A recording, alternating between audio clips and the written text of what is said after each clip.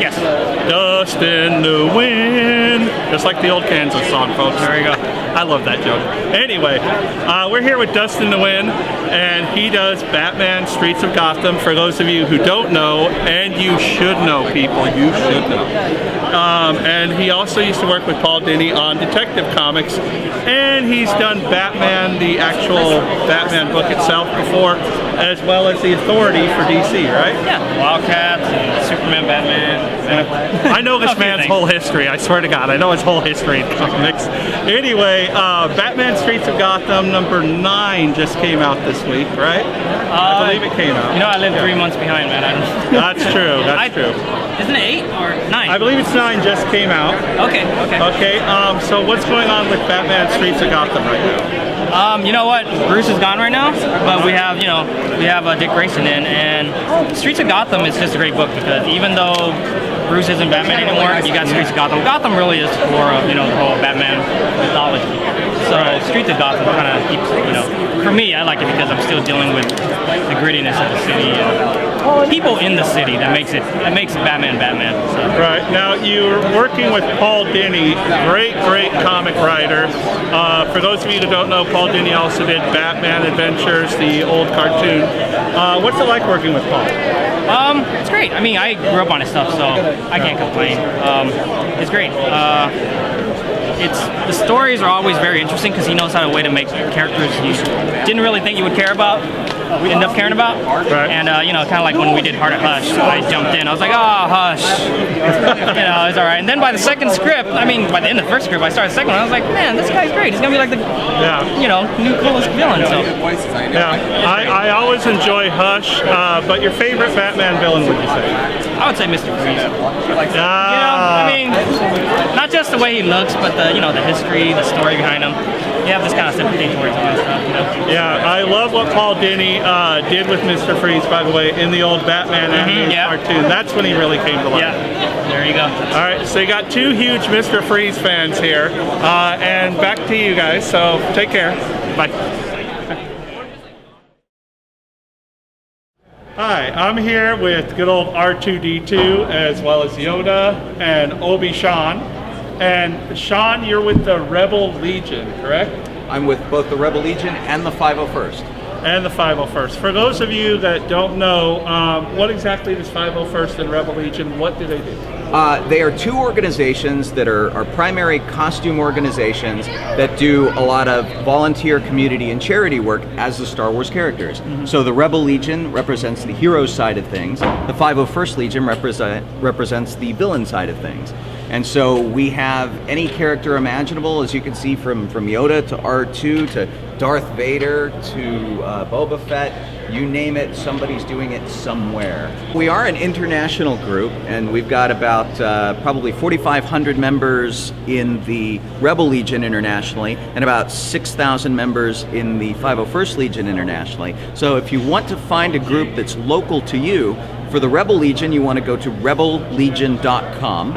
And for the 501st, you want to go to 501st Legion. It's 501stlegion.com.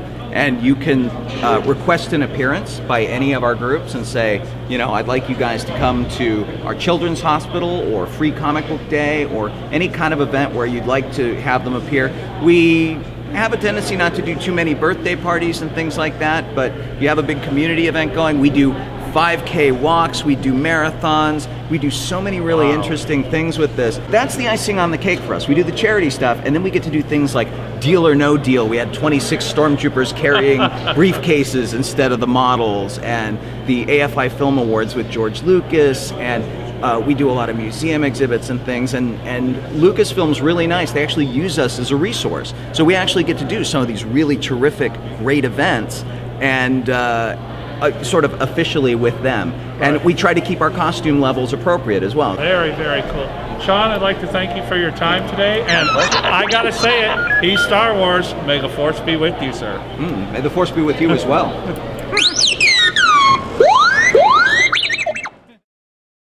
Hi, I'm here with Mike Mignola, creator of the legendary character Hellboy. And Mike, how's it going with Hellboy? Very good. Good. Now, Bride of Hell just came out about a month or so ago. What do you have planned for Hellboy next? There's so many things in the works, it's hard to say what's next. Richard Corbin and I have just done Hellboy in Mexico, which is another one-shot. That probably is the next thing to come out. Duncan Fegredo is about halfway through the next Hellboy miniseries, The Storm. Richard is doing another Hellboy one-shot. It'll be 2 short stories. Hellboy, what's it called? Hellboy Double Feature of Evil. My mom gives them every year. A couple other guys are working on Hellboy stories right now. There's a lot of stuff in the works. So Hellboy and the BPRD both have a very busy 2010 ahead of them, as does this man, Mike Mignola. Mike, again, thank you so much for your time. Thank you, my pleasure. I'm here with Pierre Bernard from, you might know him best from The Tonight Show, formerly The Tonight Show, of course, but Late Night with Conan O'Brien as well, as Conan's man who's in the Recliner of Rage. Oh, you should say was in the Recliner. Was in the Recliner of Rage. Hope to be again someday soon. Yeah. Please, God, please. Actually, maybe you can help me. I'm here today, and I'm trying to get advice from the fans at this convention as far as what kind of work I should be doing going into the future. If I were you, I would be a comic book critic. I think you're quite good at what you do. I wouldn't want you to change that. Perhaps don't get with Wizard Magazine. Perhaps Comic Buyer's Guide, Newsarama.com, some kind of comic forum, perhaps. And if not, those that can criticize might also be able to write their own book. You know, Have you thought about that? well, not so much writing, but I'm thinking about drawing. Yeah. You know, it so happens I have some of my artwork in my pocket. Well, there we go. It's a first, ladies and gentlemen. This is the first. I bet you didn't know that at one time Samuel Jackson was in line to be the Green Lantern. I did not know that. I happen to have artwork that I drew of Samuel Jackson There we as go. the Green Lantern. Kind of the John Stewart Green Lantern, if you would. Yeah, Definitely. a little like John Stewart. I could see that. I could totally see that. Yeah. So,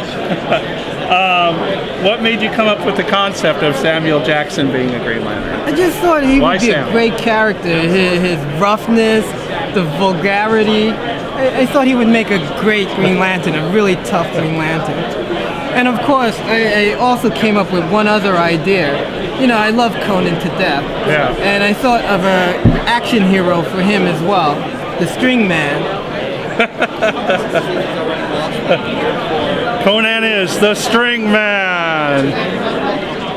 Okay, now how did this concept come to be? Well, he always does that little dance of his, the string move. Right. Yeah, I thought that would be a great character, an action character. I love this, but I love the Samuel Jackson as Green Lantern better because he'd be like, I got to get these mugger effing Sinestro Corps out of this mugger effing planet, right? Mugger effing now. There you go, that's what I'm talking about. So, Pierre's coming up with great ideas here at Long Beach Comic Expo. Pierre, thank you for your time. Thank you, John. All right, and we hope, let's keep our fingers crossed, Conan and Pierre come back in September maybe on Fox. You didn't hear that from me, though. We're crossing our fingers. Crossing our fingers. So take care, folks. We're all done here for the day at the Long Beach Comic Expo. We've had a great time. Special thanks to Stan Sakai, Mike Mignola, Joshua Fialkov, Tony Fleets, and Steve Niles, and everybody that we've seen, 501st Legion. It's been a fantastic Comic Expo. I know Spidey had a great time. And I know good old Captain America had a great time too, as did I. So farewell, comic fans, and we'll catch you next time.